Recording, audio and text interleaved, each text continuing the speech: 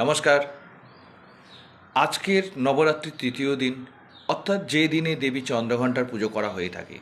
দেবী চন্দ্রঘণ্টার পুজো করা হয় ন্যাচারালি আমাদের মধ্যে যে কনফিডেন্স এবং আমাদের মধ্যে যে সাহসের অভাব রয়েছে প্রত্যেকটা মানুষকে তাকে নিজেকে উপস্থাপন করার জন্যে, সেই কনফিডেন্স এবং সাহসকে নিয়ে আসার জন্যে এই দেবী চন্দ্রঘণ্টার পুজো করা হয়ে থাকে। দেবী চন্দ্রঘণ্টার পুজোতে আপনি পুজোর উপসর্গ হিসাবে মাকে দুধ এবং চিনি নিবেদন করবেন, অর্থাৎ অল্প একটু দুধ নেবেন, সেই দুধের মধ্যে কিছু চিনি দিয়ে সেই চিনিটাকে গুলে ভালো করে মিশ্রণ করে সেটাকে মাকে উৎসর্গ করবেন দেবীর ভোগ হিসাবে, প্রসাদ হিসাবে। এবং তারপরে আপনি মায়ের ধ্যান করবেন।